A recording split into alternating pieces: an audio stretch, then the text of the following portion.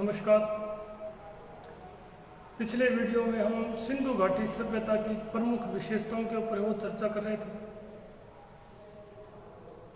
जिसके अंतर्गत हमने सैंधव सभ्यता की 5 प्रमुख सांस्कृतिक विशेषताओं के ऊपर वो चर्चा की थी। जिसमें पहली विशेषता थी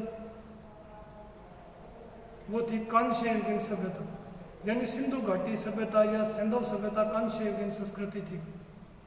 दूसरी विशेषता थी वो ये थी कि सिंधु घाटी सभ्यता प्रथम नगरीय क्रांति का प्रतीक मानी जाती है, क्योंकि सिंधु सभ्यता जो है वो नगरीय संस्कृति थी। तीसरी विशेषता थी व्यापार और वाणिज्य को महत्व। चौथी विशेषता थी सैंधव वासियों का शांतिवादी दृष्टिकोण। पांचवी विशेषता थी सैंधव वासियों का समष्टिवादी दृष्टिकोण, जो कि उसकी सांस्कृतिक विशेषताएं मानी जाती हैं। आज के वीडियो में हम सैंधव सभ्यता या सैंधव संस्कृति की, सैंधव सभ्यता और संस्कृति की जो अन्य प्रमुख विशेषताएं हैं उनके ऊपर चर्चा करेंगे। सैंधव सभ्यता की जो छठी विशेषता है वो है नगर नियोजन। देखिए, सिंधु घाटी सभ्यता के जितने भी पुरास्थल मिले हैं, उन पुरास्थलों का जब उत्खनन किया गया तो प्रत्येक लगभग सभी सैंधव पुरास्थलों से उत्खनन में 2-2 बस्तियों के साक्ष्य प्राप्त हुए। लगभग सभी स्थानों पर है वो 2 बस्तियों के साक्ष्य प्राप्त हुए हैं। एक बस्ती पूर्वी दिशा में है, दूसरी बस्ती पश्चिमी दिशा में। या ऐसा कह सकते हैं कि सैंधव सभ्यता का जो नगर नियोजन है वो 2 खंडों में विभाजित दिखाई देता है, पूर्वी नगर और पश्चिमी नगर। पूर्वी दिशा में जो नगर स्थित है वो अपेक्षाकृत निचले भाग पर स्थित, यानी कुछ निचाई पर स्थित है, और इस पूर्वी नगर के चारों तरफ किलेबंदी है वो बहुत ही कम जगहों पर मिली है। अधिकांशतः पूर्वी नगर की किलेबंदी नहीं मिलती। इसी कारण इसे निचला नगर या आवासीय बस्ती भी कहा गया है, क्योंकि यहाँ पर सामान्य लोगों की है वो आवासीय मकान बड़ी संख्या में मिले। दूसरा जो पश्चिमी नगर है वो अपेक्षाकृत अधिक ऊंचाई पर स्थित है। लगभग सभी स्थानों पर जो पश्चिमी नगर है वो ऊंचाई पर स्थित है, और इस पश्चिमी नगर के चारों तरफ परकोटा भी मिलता है अधिकांश स्थानों। इसी कारण इस पश्चिमी बस्ती को ऊपरी नगर या दुर्ग बस्ती कहा गया है।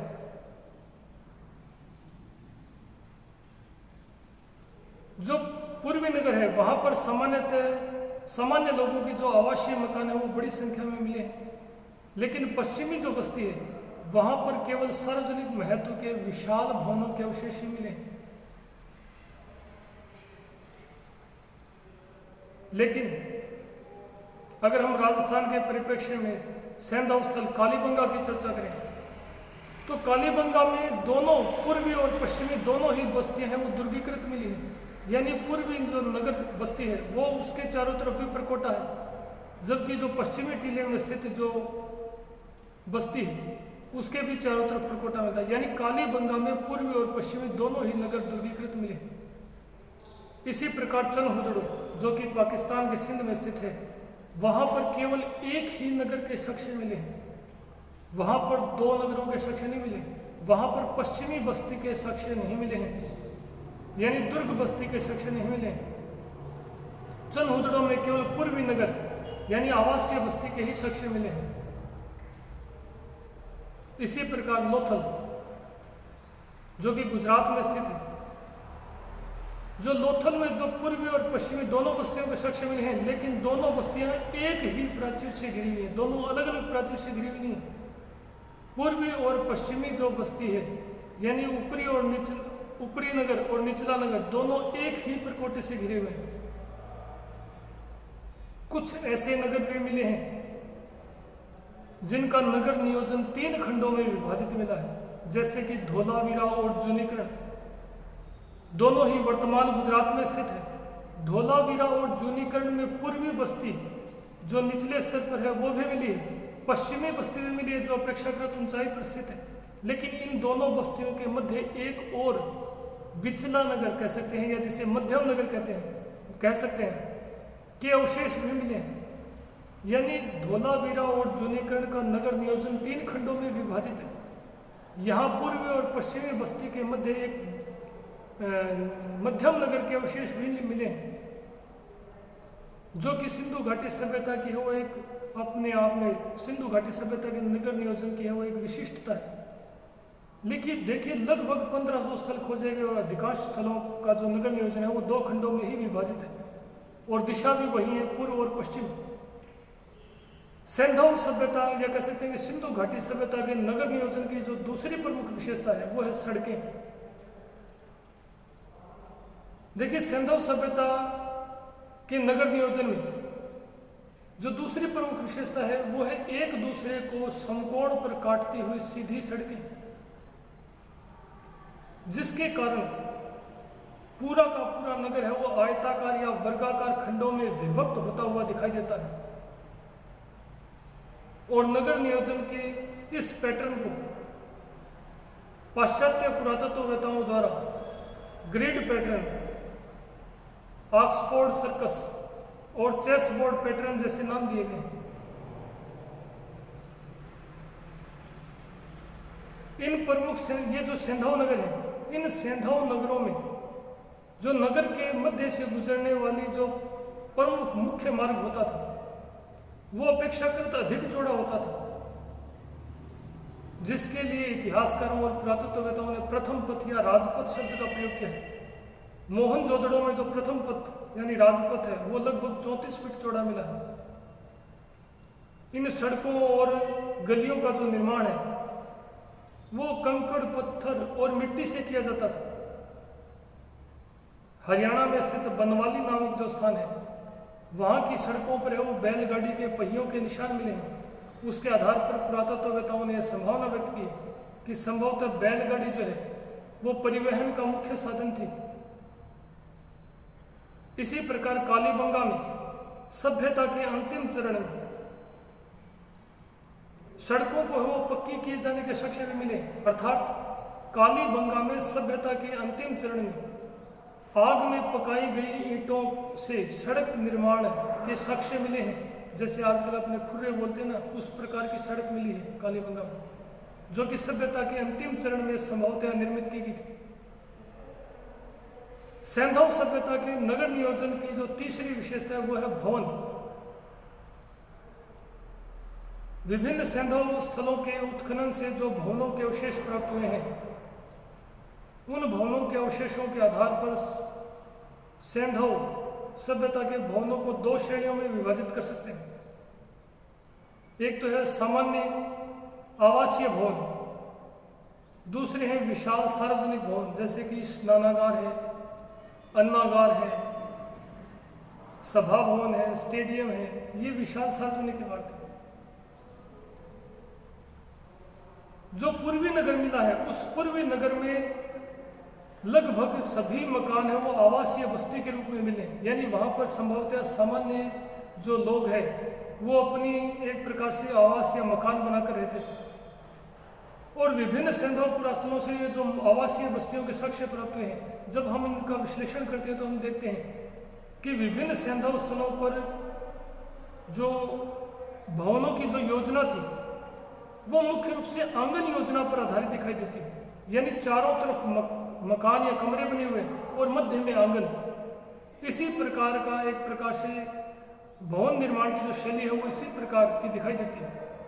यानी विभिन्न सैंधव स्थलों पर जो भवन निर्माण की जो योजना थी वो आंगन योजना पर आधारित है, जिसमें मूलभूत सुविधाओं से युक्त है वो विभिन्न शौचालय है, रसोई कक्ष है, शयन कक्ष है, कुआं आदि है वो होते थे। इसके अलावा विभिन्न सैंधव पुरास्थलों के उत्खनन में सीढ़ियों के अवशेष भी मिले हैं।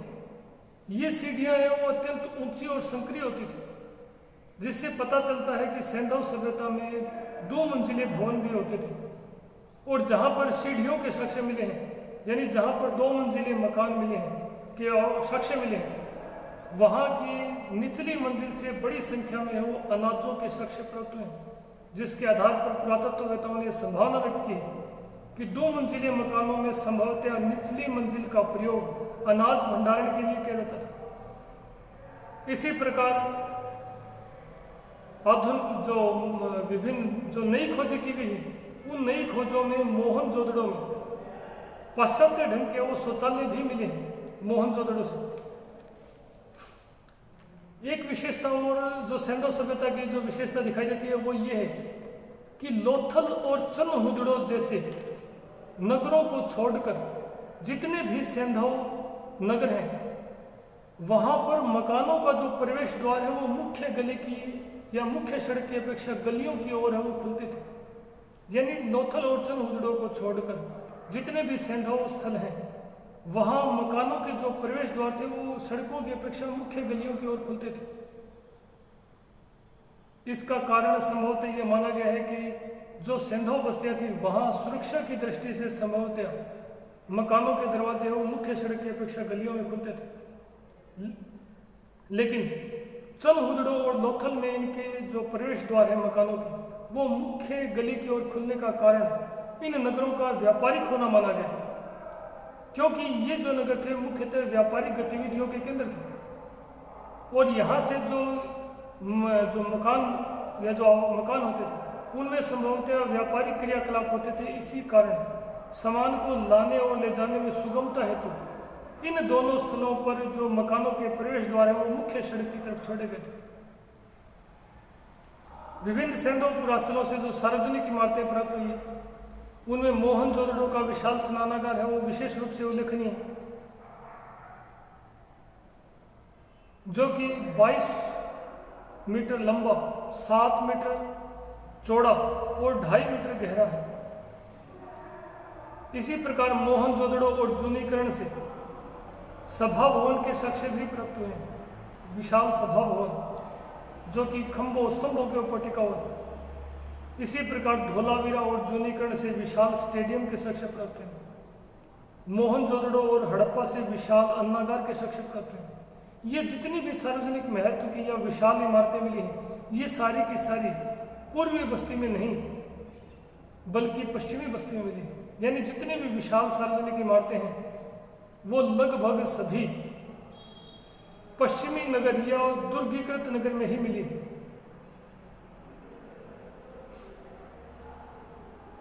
सिंधु घाटी सभ्यता के नगर नियोजन की जो चौथी प्रमुख विशेषता है वो है ईंटें, जिनके ऊपर हम अगले वीडियो में चर्चा करेंगे। धन्यवाद।